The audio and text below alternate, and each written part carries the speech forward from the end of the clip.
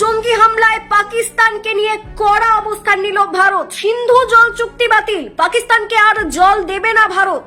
কাশ্মীরে জঙ্গিদের হাতে নিরীহ পর্যটকদের প্রাণ চলে গিয়েছে, সেই আবহে পাকিস্তানকে নিয়ে কড়া অবস্থান নিল ভারত। সিন্ধু জল চুক্তি বাতিল করা হলো, অর্থাৎ পাকিস্তানকে আর জল দেবে না ভারত। পাকিস্তানি নাগরিকরা ভিসা পাবেন না ভারতের। বন্ধ করে দেওয়া হলো আটারি ওয়াঘা সীমান্ত।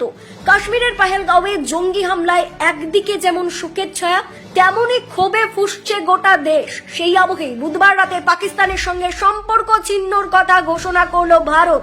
বিদেশ মন্ত্রকের তরফে এদিন একাধিক পদক্ষেপের কথা ঘোষণা করা হয়। জানানো হয়েছে এই মুহূর্তে ভারতে রয়েছেন যে পাকিস্তানিরা, অবিলম্বে বেরিয়ে যেতে হবে তাদের। আগামী 48 ঘন্টার মধ্যে ভারত ছাড়তে হবে পাকিস্তানি নাগরিকদের। আটারি ওয়াঘা সীমান্ত বন্ধ করে দেওয়া হলো। ভারত থেকে যারা বৈধ নথিপত্র নিয়ে পাকিস্তান গিয়েছেন তাদের দেশে ফিরতে হবে 1 মের মধ্যে। কোনো পাকিস্তানি নাগরিক আর ভারতে আসতে পারবেন না।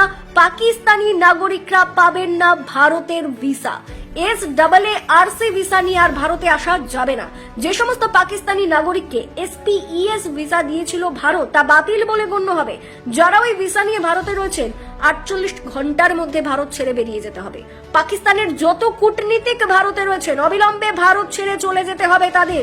সকলকে 1 সপ্তাহ সময় দেওয়া হয়েছে ভারত ছেড়ে চলে যেতে। দিল্লিতে পাকিস্তানি হাই কমিশনে প্রতিরক্ষা সেনা, নৌবাহিনী, বায়ুসেনার উপদেষ্টা রয়েছে যারা তাদের ভারত ছেড়ে চলে যেতে হবে, ওই সব বাতিল হলো।